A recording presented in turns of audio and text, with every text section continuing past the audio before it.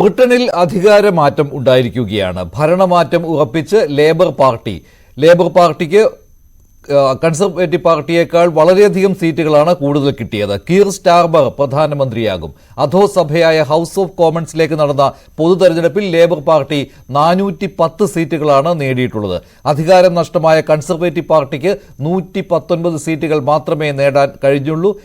തോൽവിയുടെ ഉത്തരവാദിത്തം ഋഷി സുനക് ഏറ്റെടുക്കുകയും ചെയ്തു. കോട്ടയം സ്വദേശിയായ സോജൻ ജോസഫ് ബ്രിട്ടീഷ് പാർലമെന്റിലേക്ക് തെരഞ്ഞെടുക്കപ്പെടുന്ന ആദ്യ മലയാളിയായി.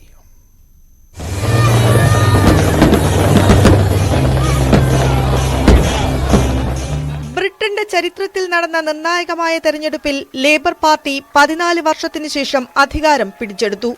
സോഷ്യലിസ്റ്റ് ആശയങ്ങളും ഇടതുപക്ഷാശയങ്ങളും പിന്തുടരുന്ന കീർ സ്റ്റാർമറാണ് ബ്രിട്ടനിന്റെ പുതിയ പ്രധാനമന്ത്രി. ബ്രിട്ടനെ സംബന്ധിച്ച് പുതിയ പ്രതീക്ഷയാണ് സ്റ്റാർമർ. 2020 ജെറമി കോർബനിൽ നിന്നാണ് ലേബർ പാർട്ടിയുടെ സുപ്രധാന നേതൃപദവി ഏറ്റെടുത്തത്. നിലപാടിൽ ഉറച്ചു നിൽക്കുകയും പാർട്ടിയിലെ ജൂതവിരുദ്ധത ഒഴിവാക്കുകയും ചെയ്തു. രാജ്യത്തെ കുടിയേറ്റ നിയമങ്ങളിൽ മാറ്റം വരുത്തും, ആരോഗ്യമേഖലയിൽ കൂടുതൽ നിയമനങ്ങൾ നടത്തും, വിദ്യാഭ്യാസ നിയമനങ്ങളിലും മാറ്റം കൊണ്ടുവരുമെന്നായിരുന്നു സ്റ്റാർമറിന്റെ പ്രധാന പ്രചാരണ വിഷയങ്ങൾ. ജനങ്ങൾ രാജ്യത്ത് മാറ്റം കൊണ്ടുവന്നുവെന്ന് വിജയത്തിന് ശേഷം കീർ സ്റ്റാർമർ പ്രതികരിച്ചു. വലിയ ഉത്തരവാദിത്തമാണ് ഈ വൻ വിജയത്തിലൂടെ ഉണ്ടായിരിക്കുന്നതെന്നും അദ്ദേഹം പറഞ്ഞു. But a mandate like this comes with a great responsibility. Our task is nothing less than renewing the ideas that hold this country together. National renewal. Whoever you are, wherever you started in life, if you work hard, if you play by the rules, this country should give you a fair chance to get on.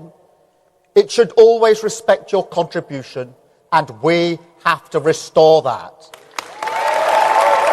Indian വംശജനും പ്രധാനമന്ത്രിയായിരുന്ന ഋഷി സുനകിന്റെ നേതൃത്വത്തിൽ തെരഞ്ഞെടുപ്പ് നേരിട്ട conservative party മൂക്കുകുത്തുന്ന കാഴ്ചയാണ് വോട്ടെണ്ണലിൽ കണ്ടത്.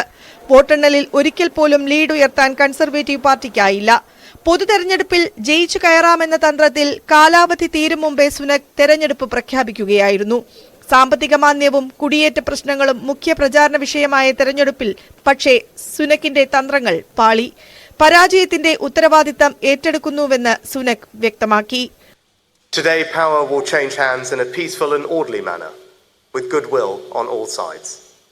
That is something that should give us all confidence in our country's stability and future.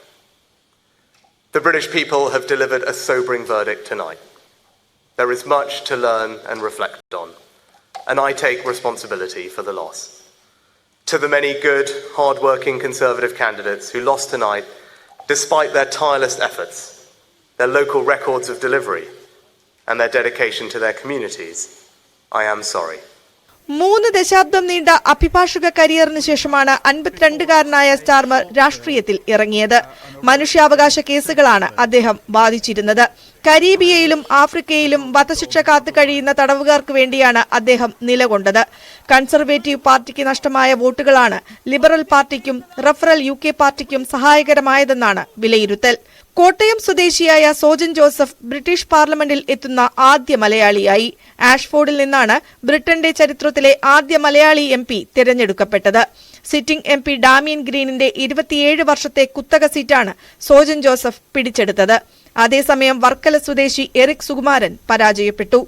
International desk, news 18.